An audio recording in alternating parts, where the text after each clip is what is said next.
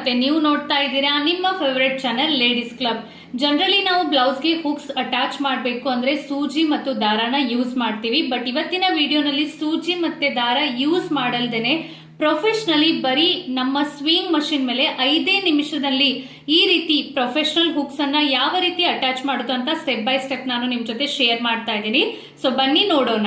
Swing machine use ಮಾಡಿ ಬರೀ 5 ನಿಮಿಷನಲ್ಲೇ hooks ಅನ್ನ ಹಚ್ಚಬೇಕಾದ್ರೆ ಫಸ್ಟ್ ಆಫ್ ಆಲ್ ನಾವು ಈ ತರ 2 ಪಟ್ಟಿನ ತಗೋಬೇಕಾಗುತ್ತೆ. ಇದು ಎಷ್ಟು ವಿಡ್ತ್ ಇರಬೇಕು ಅಂದ್ರೆ ಒಂದು ಪಟ್ಟಿ ನೋಡಿ 1.5 ಇಂಚದು ವಿಡ್ತ್ ಇರಬೇಕು. ಆಮೇಲೆ ಇನ್ನೂ ಒಂದು ಪಟ್ಟಿ ಏನಿದೆ ಅದು 2.5 ಇಂಚದ ಈ ರೀತಿ ವಿಡ್ತ್ ಇರಬೇಕು. ಈ ರೀತಿ 2 ಪಟ್ಟಿನ ತಗೋಬೇಕು. ಸೊ ಫಸ್ಟ್ ಆಫ್ ಆಲ್ ಏನ್ ಮಾಡಬೇಕು ಅಂದ್ರೆ ಈ 1.5 ಇಂಚದ ಪಟ್ಟಿ ಏನಿರುತ್ತೆ ಅದನ್ನ ಒಂದು ಸ್ವಲ್ಪ ಈ ರೀತಿ ಫೋಲ್ಡ್ ಮಾಡಿ ಫಸ್ಟ್ ಆಫ್ ಆಲ್ ಒಂದು ಸ್ಟಿಚ್ ಅನ್ನ ಹಾಕಬೇಕು.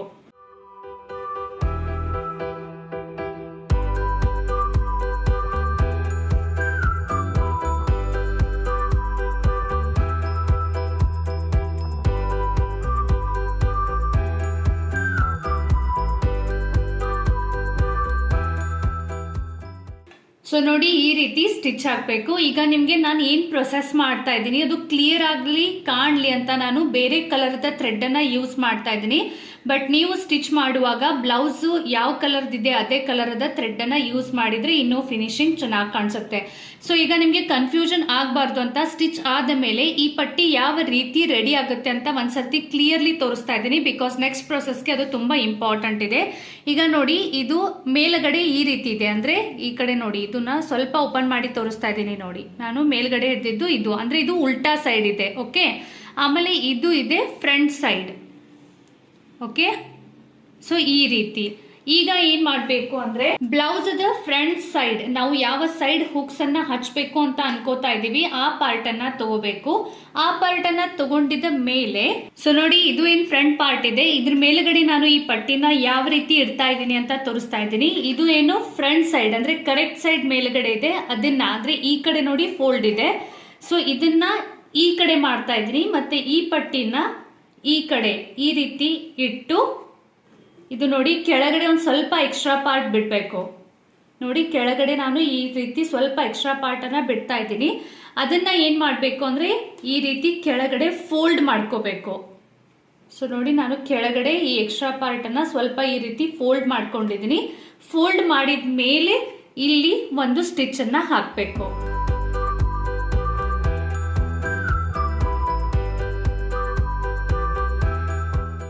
ಸೊ ನೋಡಿ ಈ ರೀತಿ ಸ್ಟಿಚ್ ಹಾಕಿದ್ಮೇಲೆ ಇದು ಏನು ಎಕ್ಸ್ಟ್ರಾ ಪಾರ್ಟ್ ಇದೆ ಮೇಲ್ಗಡೆ ಇದನ್ನ ನಾನು ಕಟ್ ಮಾಡ್ಕೊಳ್ತಾ ಇದ್ದೀನಿ. ಕಟ್ ಮಾಡ್ಕೊಂಡಿದ್ದ ಮೇಲೆ ಏನ್ ಮಾಡ್ಬೇಕು ಅಂದ್ರೆ ಈ ಪಾರ್ಟ್ ಅನ್ನ ಈ ರೀತಿ ಓಪನ್ ಮಾಡ್ಬೇಕು.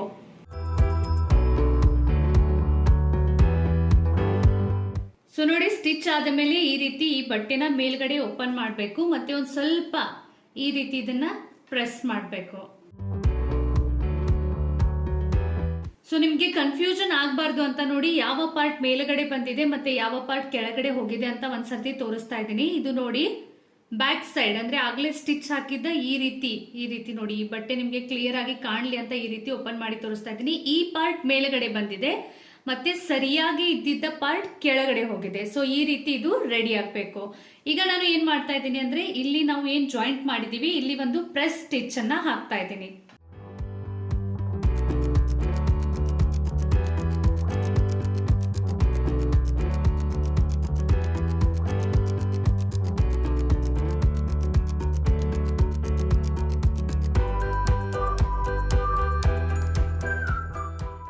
ಸೊ ನೋಡಿ ಈ ರೀತಿ ಈ ಪಾರ್ಟ್ ರೆಡಿ ಆಗುತ್ತೆ. ಈಗ ಇಷ್ಟು ಪಾರ್ಟ್ ರೆಡಿ ಆದ ಮೇಲೆ ನಾವು ಆಲ್ರೆಡಿ ಇದು 2.5 ಇಂಚದ ಪಟ್ಟಿನ ಕಟ್ ಮಾಡ್ಕೊಂಡು ಇಟ್ಕೊಂಡಿದ್ವಿ. ಇದನ್ನ ಏನ್ ಮಾಡ್ಬೇಕು ಅಂದ್ರೆ ಈ ರೀತಿ ಫೋಲ್ಡ್ ಮಾಡ್ಬೇಕು. ನೋಡಿ ನಾನು ಒಂದು ಸ್ವಲ್ಪ ನೋಡಿ 1/4 ಇಂಚ್ ಬಿಟ್ಟು ನೋಡಿ ಇಲ್ಲಿ ಈ ಕಡೆ ನಾನು ಸ್ವಲ್ಪ 1/4 ಇಂಚ್ ಬಿಡ್ತಾ ಇದ್ದೀನಿ. ಈ ರೀತಿ ಇದನ್ನ ಫೋಲ್ಡ್ ಮಾಡ್ಬೇಕು.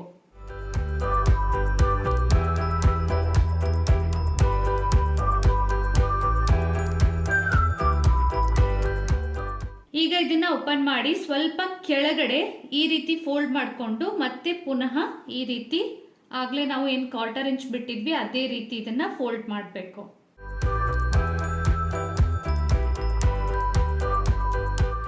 ಈ ರೀತಿ ಫೋಲ್ಡ್ ಮಾಡಿದ್ಮೇಲೆ ಈಗ ನಾನು ಏನ್ ಮಾಡ್ತಾ ಇದ್ದೀನಿ ನೋಡಿ, ಸ್ಕೆಲ್ ಯೂಸ್ ಮಾಡಿ ಈ ಪಟ್ಟಿ ಏನಿದೆ ಆಲ್ರೆಡಿ ಇದು ಸ್ಟಿಚ್ ಮಾಡಿದ ಪಟ್ಟಿ ಏನಿದೆ ಒಂದ್ಸರ್ತಿ ಈ ಸ್ಟಿಚ್ ಬಿಟ್ಟು ಪ್ರೆಸ್ ಸ್ಟಿಚ್ ಬಿಟ್ಟು ಒಂದ್ ಸ್ವಲ್ಪ ಸ್ಪೇಸ್ ಬಿಟ್ಟು ಒಂದು ಲೈನ್ ಹಾಕೊಳ್ತಾ ಇದ್ದೀನಿ.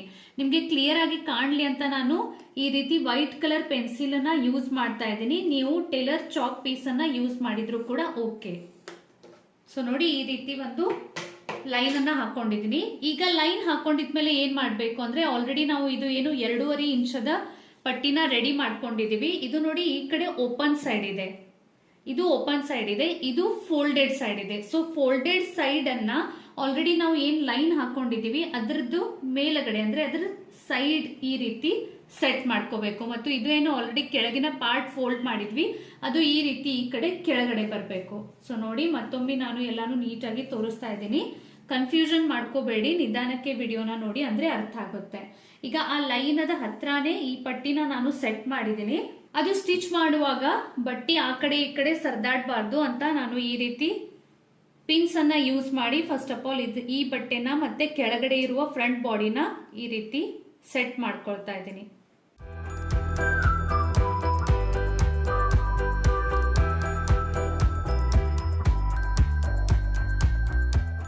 ಸೊ ನೋಡಿ ಈ ರೀತಿ ಸೆಟ್ ಮಾಡಿದ್ಮೇಲೆ ಈ ಕಡೆ ಮೇಲ್ಗಡೆ ಇದು ಎಕ್ಸ್ಟ್ರಾ ಬಟ್ಟೆ ಕಾಣ್ತಾ ಇದೆ, ಇದನ್ನ ನಾನು ಕಟ್ ಮಾಡ್ಕೊಳ್ತಾ ಇದ್ದೀನಿ. ಈಗ ಈ ರೀತಿ ಮಾಡಿದ್ಮೇಲೆ ತುಂಬಾ ಇಂಪಾರ್ಟೆಂಟ್ ಪ್ರೊಸೆಸ್ ಬರುತ್ತೆ. ಅದು ಏನಪ್ಪಾ ಅಂದ್ರೆ ನಾವು ಹುಕ್ಸ್ ಎಲ್ಲಿ ಎಲ್ಲಿ ಹಚ್ಚಬೇಕು ಅಲ್ಲಿ ಈ ತರ ಮಾರ್ಕಿಂಗ್ ಮಾಡ್ತಾ ಹೋಗ್ಬೇಕು. ಈಗ ನೋಡಿ ನಾನು ಮಾರ್ಕಿಂಗ್ ಮಾಡಿ ತೋರಿಸ್ತಾ ಇದ್ದೀನಿ. ಈ ರೀತಿ ನೋಡಿ, ಈ ರೀತಿ ಒಂದು ಲೈನ್ ಮತ್ತೆ ಸ್ವಲ್ಪ ಸ್ಪೇಸ್ ಬಿಟ್ಟು ಆಮೇಲೆ ಈ ರೀತಿ ಮತ್ತೊಂದು ಲೈನ್. ಓಕೆ, ಈಗ ಸೆಕೆಂಡ್ ಹೂಕ್ ಎಲ್ಲಿಗೆ ಹಚ್ಚಬೇಕು ಅಲ್ಲಿ ಮತ್ತೆ ಇದೇ ರೀತಿ ಒಂದು ಲೈನ್ ಮತ್ತೆ ಒಂದು ಸ್ವಲ್ಪ ಸ್ಪೇಸ್ ಬಿಟ್ಟು ಇನ್ನೂ ಒಂದು ಲೈನ್. ಈ ರೀತಿ ನಾವು ಎಷ್ಟು ಹುಕ್ಸ್ ಹಚ್ಚಬೇಕು ಅಷ್ಟು ಲೈನ್ಸ್ ಅನ್ನ ಈ ರೀತಿ ಡ್ರಾ ಮಾಡ್ಕೋಬೇಕು.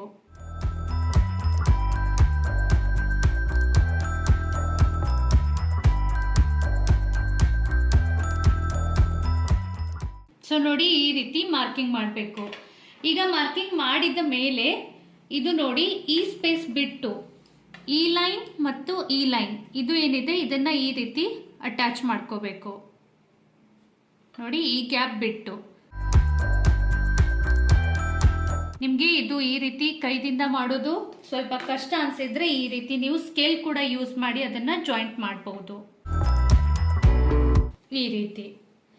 ಈಗ ಈ ಮಾರ್ಕಿಂಗ್ ಅನ್ನ ನಾನು ಯಾವ ಬೇಸಿಸ್ ಮೇಲೆ ಮಾಡಿದ್ದೀನಿ ಅಂದ್ರೆ ಈ ರೀತಿ ನೋಡಿ ನಮ್ದು ಹುಕ್ ಈ ರೀತಿ ಇರುತ್ತೆ. ಸೊ ನಾನು ಇದನ್ನ ಇಟ್ಟು ನಿಮ್ಗೆ ತೋರಿಸ್ತಾ ಇದ್ದೀನಿ. ಇಲ್ಲಿ ಕೆಳಗಡೆ ನೋಡಿ ಈ ಕರೆಕ್ಟ್ ಆಗಿ ಇದು ಏನು ನಾವು ನಡುವೆ ಸ್ಪೇಸ್ ಬಿಟ್ಟಿದೀವಿ ಅಲ್ಲಿ ನಮ್ದು ಈ ರೀತಿ ಇದು ಹುಕ್ ಬರಬೇಕು.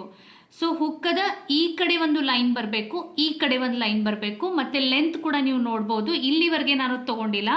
ಈ ಹುಕ್ಕದ ಮುಂದಿನ ತುದಿ ಮೇನ್ ಪಾರ್ಟ್ ಏನಿರುತ್ತೆ ಮೇಲ್ಗಡೆ ಬಾಡಿ ಪಾರ್ಟ್ ಎಷ್ಟಿರುತ್ತೆ ಅಷ್ಟೇ ಲೆಂತ್ ಅನ್ನ ನಾನು ತಗೊಂಡಿದ್ದೀನಿ. ಸೊ ಇದೇ ರೀತಿ ಮಾರ್ಕ್ ಮಾಡ್ಕೋಬೇಕು. ಈಗ ಈ ರೀತಿ ಮಾರ್ಕ್ ಮಾಡಿದ ಮೇಲೆ ಇದನ್ನ ಸ್ಟಿಚ್ ಮಾಡಬೇಕು. ಯಾವ ರೀತಿ ಸ್ಟಿಚ್ ಮಾಡಬೇಕು ಅಂತ ತೋರಿಸ್ತೀನಿ. ಸೊ ನೋಡಿ ನಾನು ಈಗ ಇಲ್ಲಿಂದ ಸ್ಟಾರ್ಟ್ ಮಾಡ್ತಾ ಇದ್ದೀನಿ. ಇಲ್ಲಿಂದ ಸ್ಟ್ರೇಟ್ ಸ್ಟಿಚ್ ಹೊಡೆದು ಈ ಕಡೆ ಬರ್ತಾ ಇದ್ದೀನಿ. ಓಕೆ, ಸ್ಟಿಚ್ ಹಾಕ್ತಾ ಹಾಕ್ತಾ ನಾನು ಎಕ್ಸ್ಪ್ಲೈನ್ ಮಾಡ್ತೀನಿ ಸೊ ದಟ್ ನೀವು ಕನ್ಫ್ಯೂಸ್ ಆಗಬಾರ್ದು ಅಂತ. ಈಗ ನೋಡಿ ಇದು ಲೈನ್ ಎಷ್ಟು ಇತ್ತು ಅಲ್ಲಿ ಅದು ಕಂಪ್ಲೀಟ್ ಆಗಿದೆ. ಈಗ ನಾನು ಈ ಕಡೆ ಅಂದ್ರೆ ನಾನು ಇದನ್ನ ತೋರಿಸ್ತಾ ಇದ್ದೀನಿ ಬಟ್ ಅಲ್ಲಿ ಪ್ರೊಸೆಸ್ ಹೇಳ್ತಾ ಇದ್ದೀನಿ. ಈ ಲೈನ್ ಇದೆ ಅದ್ರ ಮೇಲೆ ಸ್ಟಿಚ್ ಹಾಕಬೇಕು. ಸೊ ನಾನು ಬರೀ ಈ ಮೇಲ್ಗಡೆ ಫೂಟನ್ನು ಎಬ್ಬಸಿ ನಿಡಲ್ ಇದು ಫ್ಯಾಬ್ರಿಕ್ನಲ್ಲಿನೇ ಇದೆ. ಸೊ ಅದೇ ರೀತಿ ಇಟ್ಕೊಂಡು ಅದನ್ನು ತಿರುಗಿಸಿ ಈಗ ಆ ಲೈನ್ ಮೇಲೆ ಸ್ಟಿಚ್ ಹಾಕ್ತಾ ಇದ್ದೀನಿ. ನಾನು ತುಂಬ ಸ್ಲೋ ಆಗಿ ನಿಮಗೆ ಅರ್ಥ ಆಗಲಿ ಅಂತ ತೋರಿಸ್ತಾ ಇದ್ದೀನಿ.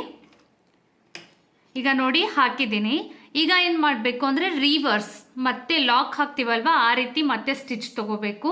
ಸೊ ನಾನು ಈಗ ಮುಂದ್ಗಡೆ ಬಂದಿದ್ದೀನಿ, ಈಗ ಮತ್ತೆ ಹಿಂದ್ಗಡೆ ಹೋಗ್ತಾ ಇದ್ದೀನಿ. ಈಗ ಮತ್ತೆ ಮುಂದ್ಗಡೆ ಬರ್ತಾ ಇದ್ದೀನಿ. ಸೊ ಈ ರೀತಿ ಆ ಲೈನ್ಸ್ ಏನಿದೆ ನಾವು ಈ ಲೈನ್ಸ್ ಏನು ಮಾಡಿದೀವಿ ಅದು ಪ್ರತಿಯೊಂದು ಲೈನ್ ನೀವು ಲಾಕ್ ಮಾಡ್ತಾ ಹೋಗಬೇಕು. ಲಾಕ್ ಮಾಡೋದು ತುಂಬ ಇಂಪಾರ್ಟೆಂಟ್ ಇದೆ. ಈಗ ಇದು ಒಂದು ಲೈನ್ ಲಾಕ್ ಮಾಡಿದ ಮೇಲೆ ಈಗ ನಾನು ಏನು ಮಾಡ್ತಾ ಇದ್ದೀನಿ ಅಂದರೆ ಈ ಬಟ್ಟೆನ ಮತ್ತೆ ಈ ರೀತಿ ತಿರುಗಿಸ್ತಾ ಇದ್ದೀನಿ. ಸೊ ಈಗ ನೀಡಲ್ ಕೂಡ ನಾನು ಮೇಲ್ಗಡೆ ತಗೊಳ್ತಾ ಇದ್ದೀನಿ. ಓಕೆ, ಬಿಕಾಸ್ ಇದು ಏನು ನಿಮಗೆ ಸ್ಪೇಸ್ ಕಾಣ್ತಾ ಇದೆ ಇದು ನಾನು ಪೆನ್ಸಿಲ್ದಿಂದ ತೋರಿಸ್ತೀನಿ. ಈ ಸ್ಪೇಸ್ ಏನಿದೆ ಇಲ್ಲಿ ಸ್ಟಿಚ್ ಬರಬಾರ್ದು, ಸ್ಟಿಚ್ ಹಾಕಬಾರ್ದು.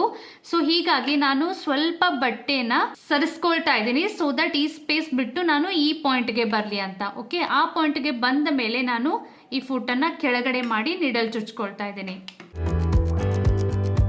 ಅಂದರೆ ಈ ಲೈನ್ಗೆ ಬಂದಿದ್ದೀನಿ ಇವಾಗ. ಇದು ಲೈನ್ ಕಂಪ್ಲೀಟ್ ಆಯಿತು. ಇದು ಲೈನ್ ಸೇಮ್, ಈ ಲೈನ್ ಹೇಗೆ ಒಂದ್ಸರ್ತಿ ಹಿಂದ್ಗಡೆ ಒಂದ್ಸರ್ತಿ ಮುಂದ್ಗಡೆ ಹಿಂದ್ಗಡೆ ಆ ರೀತಿ ಮಾಡಿದ್ದೀನಿ, ಅದೇ ರೀತಿ ನಾನು ಈಗ ಈ ಲೈನ್ ಕೂಡ ಇವಾಗ ಲಾಕ್ ಮಾಡ್ಕೊಳ್ತೀನಿ.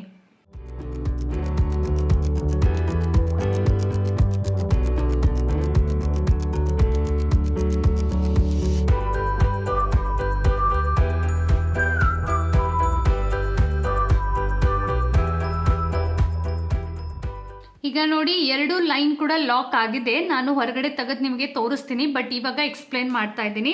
ಸೊ ಈ ಪಿನ್ನನ್ನು ನಾನು ತೆಗಿತಾ ಇದ್ದೀನಿ, ಸೊ ದಟ್ ಸ್ಟಿಚಿಂಗ್ ಮಾಡುವಾಗ ನಮಗೆ ತೊಂದರೆ ಆಗಬಾರ್ದು ಅಂತ. ಈಗ ಇಲ್ಲಿ ಈ ಕಡೆ ಈ ಸ್ಪೇಸ್ ಏನು ಕಾಣ್ತಾ ಇದೆ, ಇಲ್ಲಿ ಸ್ಟ್ರೈಟ್ ಸ್ಟಿಚ್ಚನ್ನು ಹಾಕೊಳ್ತಾ ಇದ್ದೀನಿ. ಸೊ ನೋಡಿ ಇವಾಗ ನೆಕ್ಸ್ಟ್ ಲೈನ್ ಬಂತು. ಸೊ ನೆಕ್ಸ್ಟ್ ಲೈನ್ಗೆ ಕೂಡ ಇವಾಗ ಸೇಮ್ ಪ್ರೊಸೆಸ್.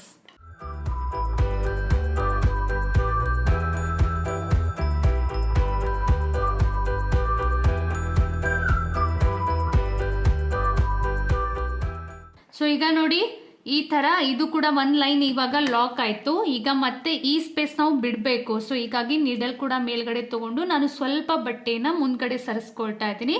ಬಿಕಾಸ್ ಈ ಸ್ಪೇಸ್ಗೆ ಇದು ಏನು ಈ ಪಾಯಿಂಟ್ ಬರುತ್ತೆ, ಇಲ್ಲಿ ನಾವು ಸ್ಟಿಚಿಂಗ್ ಮಾಡಬಾರ್ದು.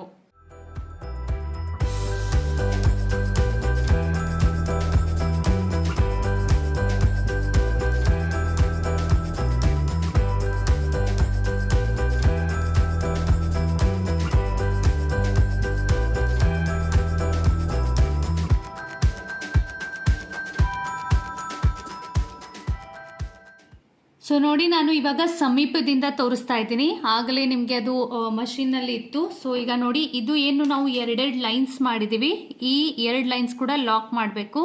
ಇಲ್ಲಿ ನಾವು ಸ್ಟಿಚ್ ಹಾಕಬಾರ್ದು. ಸೊ ಸೇಮ್ ಪ್ರೊಸೆಸನ್ನು ನಾನು ಇವಾಗ ಪೂರ್ತಿ ಎಷ್ಟು ನಮ್ಮದು ಪಟ್ಟಿ ಇದೆ ಅಷ್ಟು ಎಲ್ಲ ಕಂಟಿನ್ಯೂ ಮಾಡ್ತಾ ಇದ್ದೀನಿ.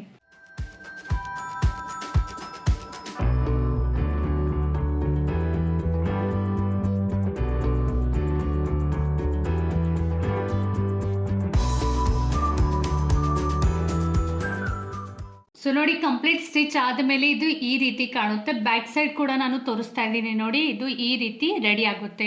ಇವಾಗ ನಾವು ಸ್ಟಿಚ್ ಹಾಕಬೇಕಾದ್ರೆ ಈ ಸ್ಪೇಸ್ಗೆ ನಾವು ಸ್ಟಿಚ್ ಹಾಕಿರಲಿಲ್ಲ. ಸೊ ಹೀಗಾಗಿ ಇಲ್ಲಿ ಸ್ವಲ್ಪ ಥ್ರೆಡ್ ನೋಡಿ ಈ ರೀತಿ ಕಾಣ್ತಾ ಇರುತ್ತೆ, ಇಲ್ಲಿ ಕೂಡ ನೀವು ನೋಡ್ಬೋದು ಕಾಣ್ತಾ ಇರುತ್ತೆ. ಸೊ ಇದನ್ನು ಏನು ಮಾಡಬೇಕು ಅಂದರೆ ಒಂದು ಪಿನ್ ಅಥವಾ ಈ ರೀತಿ ಒಂದು ಸ್ಟಿಚ್ ಓಪನರ್ ತೊಗೊಂಡು ಈ ಥ್ರೆಡ್ಡನ್ನು ಒಂದು ಸ್ವಲ್ಪ ಈ ರೀತಿ ಜಗ್ಗಿದ್ರೆ ಸಾಕು, ಅದು ಕಟ್ ಆಗುತ್ತೆ.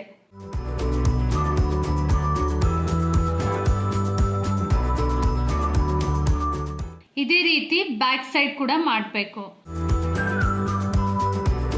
ಸೊ ನೋಡಿ ಈಗ ಏನು ಮಾಡಬೇಕು ಅಂತ ಹೇಳ್ತಾ ಇದ್ದೀನಿ ನೋಡಿ, ಬ್ಯಾಕ್ ಸೈಡ್ದಿಂದ ನಿಮಗೆ ತೋರಿಸ್ತೀನಿ ಸೊ ದಟ್ ಈಸಿ ಆಗಲಿ ಅಂತ. ಸೊ ಈಗ ನೋಡಿ ಇದು ಮೇಲುಗಡೆ ಪಾರ್ಟ್ ಇದೆ, ಅಂದರೆ ಈ ರೀತಿ ನಿಮಗೆ ಇದು ಒಂದು ಪಟ್ಟಿ ಮತ್ತು ಇದು ಕೆಳಗಿನ ಪಟ್ಟಿ.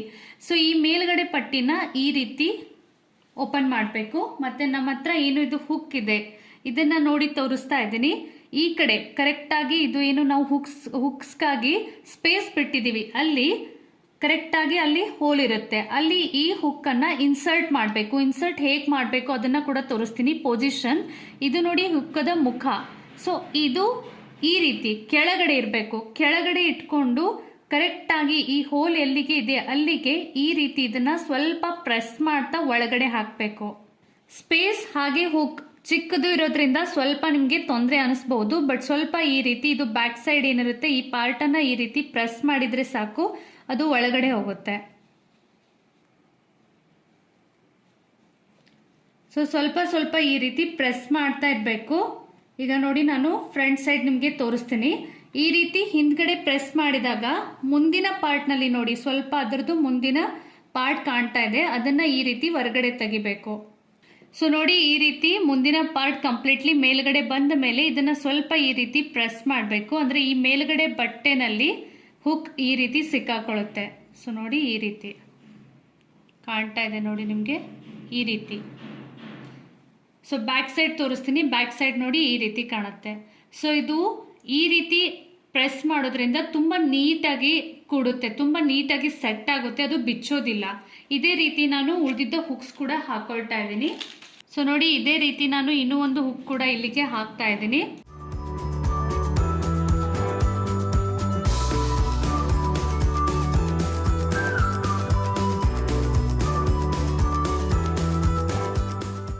ಸೊ ನೋಡಿ, ಎಷ್ಟು ಈಸಿಯಾಗಿ ಬಂದ್ಬಿಡುತ್ತೆ.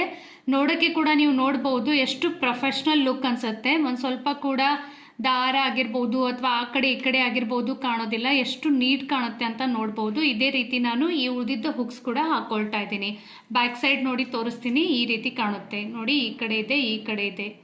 ಸೊ ನೋಡಿ ಡಿಯರ್, ನಾನು ಇವಾಗ ಎಲ್ಲ ಕಡೆ ಹುಕ್ಸನ್ನು ಇನ್ಸರ್ಟ್ ಮಾಡ್ಕೊಂಡಿದ್ದೀನಿ. ನೀವು ಈಗ ನೋಡ್ಬೋದು ಫಿನಿಶಿಂಗ್ ಆಗಿರ್ಬೋದು, ಅದ್ರ ಲುಕ್ ಆಗಿರ್ಬೋದು ಎಷ್ಟು ನೀಟ್ ಮತ್ತು ಪ್ರೊಫೆಷ್ನಲ್ ಕಾಣ್ತಾ ಇದೆ. ಒಂಚೂರ ಕೂಡ ಹುಕ್ಸ್ನಲ್ಲಿ ಇರುವ ಗ್ಯಾಪ್ ಆ ಕಡೆ ಈ ಕಡೆ ಇಲ್ಲ, ಎಲ್ಲ ಈಕ್ವಲ್ ಆಗಿ ತುಂಬ ನೀಟಾಗಿ ಕಾಣ್ತಾ ಇದೆ. ಈಗ ನೋಡಿ, ಫ್ರಂಟ್ ಸೈಡ್ ಈ ರೀತಿ ಕಾಣುತ್ತೆ. ಬ್ಯಾಕ್ ಸೈಡ್ ನಾನು ತೋರಿಸ್ತೀನಿ ನೋಡಿ. ಎಲ್ಲ ಹುಕ್ಸದ ಬ್ಯಾಕ್ ಪಾರ್ಟ್ ಏನಿದೆ ಅದು ಇಲ್ಲಿ ಈ ಸೈಡ್ನಲ್ಲಿ ಇರುತ್ತೆ. ಸೊ ನೀಟಾಗಿ ಇದು ಸೆಟ್ ಆಗಿರುತ್ತೆ, ಇದು ವಾಪಸ್ ಮತ್ತೆ ಬಿಚ್ಕೊಂಡು ಬರೋದಿಲ್ಲ. ಈಗ ಈ ರೀತಿ ಹುಕ್ಸನ್ನು ಇನ್ಸರ್ಟ್ ಮಾಡಿದ್ಮೇಲೆ ಏನು ಮಾಡಬೇಕು ಅಂದರೆ, ಇದು ಏನು ಪಾರ್ಟ್ ಇದೆ ಇದನ್ನು ಸ್ವಲ್ಪ ಈ ರೀತಿ ಫೋಲ್ಡ್ ಮಾಡಬೇಕು. ಓಕೆ, ಈ ರೀತಿ ಫೋಲ್ಡ್ ಮಾಡಿದ್ಮೇಲೆ ಈ ಪೂರ್ತಿ ಹುಕ್ಸ್ ಪಾರ್ಟನ್ನು ಈ ರೀತಿ ಒಳಗಡೆ ಫೋಲ್ಡ್ ಮಾಡಿ, ಇಲ್ಲಿ ಏನಿದೆ ಇಲ್ಲಿ ನೀವು ಬೇಕಾದರೆ ಸ್ವಲ್ಪ ದೊಡ್ಡ ಸ್ಟಿಚ್ ಇಟ್ಕೊಂಡು ಮಷಿನ್ ಸ್ಟಿಚ್ ಹಾಕೋಬಹುದು ಅಥವಾ ಕೈವಲ್ಗೆ ಹಾಕ್ಬೋದು. ಈಗ ನಾನು ನಿಮಗೆ ಮಷಿನ್ ಸ್ಟಿಚ್ ಹಾಕಿ ತೋರಿಸ್ತಾ ಇದ್ದೀನಿ, ಸೊ ದಟ್ ಆಮೇಲೆ ನೀವು ಇದನ್ನು ಬಿಚ್ಕೊಂಡು ಮತ್ತೆ ಕೈವಲ್ಗೆ ಕೂಡ ಮಾಡ್ಕೋಬಹುದು. ಸೊ ನೋಡಿ, ಇದು ರೆಡಿ ಆದಮೇಲೆ ಈ ರೀತಿ ಕಾಣುತ್ತೆ. ಫ್ರಂಟ್ ಸೈಡ್ ಕೂಡ ನೀವು ನೋಡ್ಬೋದು ಎಷ್ಟು ಚೆನ್ನಾಗಿ ಮತ್ತು ಎಷ್ಟು ನೀಟ್ ಕಾಣುತ್ತೆ. ಮೇಲುಗಡೆ ಎಲ್ಲಿ ಕೂಡ ನಿಮಗೆ ಯಾವುದೇ ತರಹದ ಥ್ರೆಡ್ ಕಾಣ್ತಾ ಇಲ್ಲ. ಈ ಕಡೆ ಕೂಡ ನೋಡ್ಬೋದು ಎಷ್ಟು ಪ್ರೊಫೆಷನಲ್ ಲುಕ್ ಬಂದಿದೆ ಅಂತ. ಸೊ ಈ ರೀತಿ ನೀವು ಕೂಡ ಮನೆಯಲ್ಲಿ ಖಂಡಿತ ಟ್ರೈ ಮಾಡಿ. ನಿಮ್ಮ ಕಸ್ಟಮರ್ಸ್ಗೆ ಈ ರೀತಿ ನೀವು ಪ್ರೊಫೆಷನಲ್ ಹುಕ್ಸ್ ಹಾಕಿದ್ರೆ ತುಂಬಾ ನೀಟ್ ಕಾಣುತ್ತೆ ಬ್ಲೌಸ್. ಏನಾದರೂ ಡೌಟ್ ಬಂದರೆ ಕಮೆಂಟ್ ಸೆಕ್ಷನಲ್ಲಿ ಕೇಳ್ಬೋದು. ಈ ವಿಡಿಯೋನ ಆದಷ್ಟು ಜಾಸ್ತಿ ನಿಮ್ಮ ಫ್ಯಾಮಿಲಿ ಮತ್ತು ಫ್ರೆಂಡ್ಸ್ ಜೊತೆ ಶೇರ್ ಮಾಡಿ ಅಂತ ಹೇಳ್ತೀನಿ. ಇನ್ನುವರೆಗೆ ನೀವು ನನ್ನ ಚಾನಲನ್ನು ಸಬ್ಸ್ಕ್ರೈಬ್ ಮಾಡಿಲ್ಲ ಅಂದರೆ ಖಂಡಿತ ಸಬ್ಸ್ಕ್ರೈಬ್ ಮಾಡಿ. ಮತ್ತೆ ಸಿಗ್ತೀನಿ ನೆಕ್ಸ್ಟ್ ವಿಡಿಯೋನಲ್ಲಿ. ಬಾಯ್ ಬಾಯ್.